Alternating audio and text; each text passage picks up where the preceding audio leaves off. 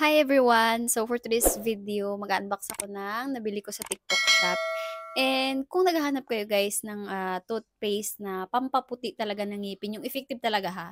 So ayan, please watch this video guys.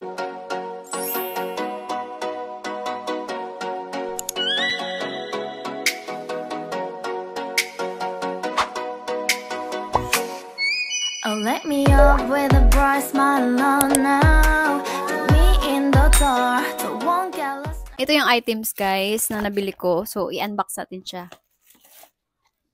Lagay ko lang yung microphone nito.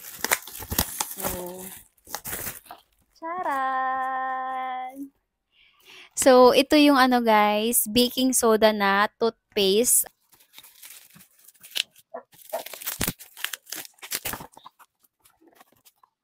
So, ayan. Ito yung tinutukoy ko guys. Itong, kita nyo ba?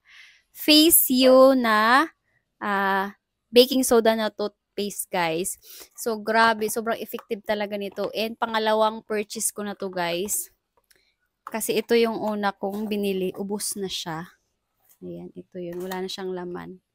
Ito yung first kong binili. And now, ayan, dalawa na sila, o diba? So, nag-purchase talaga ako nito ulit, guys, kasi sobrang effective niya.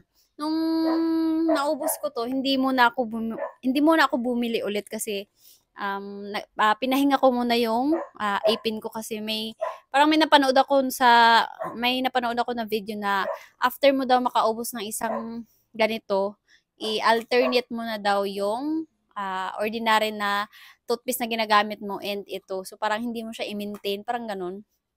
Kaya pinahinga ko muna, kaya hindi muna ako umorder. Pero, ang nangyari is, nung hindi na ito yung gamit ko, medyo napansin ko na naninilaw ulit yung aking ngipin, guys. Kasi mahilig akong magkape. Black coffee yung iniinom ko kasi. Kaya parang nag-stain siya sa ipin ko. And, kaya ayun, nag-decide ako ulit na bumili ulit ng ganito kasi nga, hindi na ako confident sa aking smile kapag nagpi-picture kasi medyo naninilaw na yung aking ngipin. So, hindi pa ako nag-toothbrush. kaya in-unbox ko na to para magamit ko na siya. So, ayan.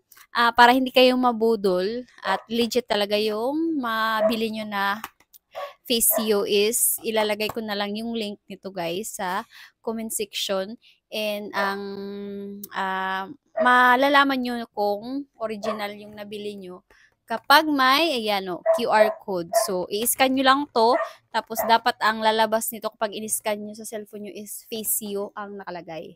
So, kasi marami na daw mga peki na naglalabasan na ganito. So, ang kagandahan pa nito guys, excuse sa aking kuko kasi sobrang dumi, hindi ko pa napalinis. So, ito yung sa loob. Ayan. Ang laman nito is 100 grams ata to. Ay, 180 grams. So, ang laki nito and ano lang to, 89 pesos ang price nito. So, pagkasama shipping fee, parang umabot siya ng 100 plus. Pero konti lang naman. And matagal mo na itong magagamit guys kasi malaki talaga siya. Ang dumi kasi nung kuko ko. Oh my gosh.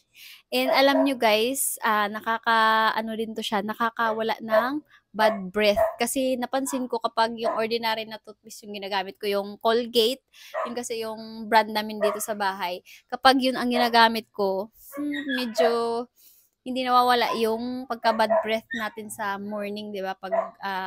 Pagkagising natin, hindi naman talaga mabango yung hininga natin kapag kakagising lang, di ba? Kaya ayun, napansin ko na parang hindi siya nakakawala ng bad breath. Pero ito guys, kapag ito yung ginamit nyo, napapansin ko talaga na, parang hindi ko naamoy yung mabahong hininga sa umaga. Ay, as in, totoo siya guys, walang halong char.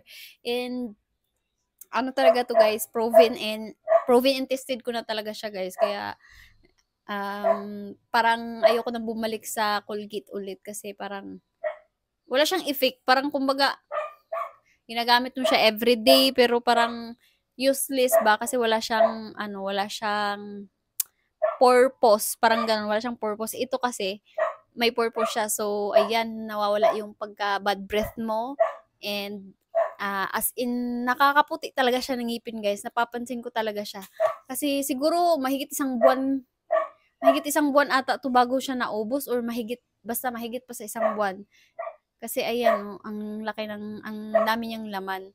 So, hindi mo pa siya maubos, makikita mo na talaga yung result, guys, na pumuputi na yung ngipin mo. Hindi naman siya yung kagaya sa mga parang veneers na sobrang puti talaga. Hindi naman gano'n, OA naman yun. Parang kung ano yung ano mo, kung ano yung shade ng ngipin mo, parang ano lang niya, parang one shade higher lang, parang gano'n, or one shade whiter, parang gano'n. Pero as in, malaki talaga yung diferensya, guys, kasi sa Colgate, parang feeling ko, naninilaw talaga yung ngipin ko.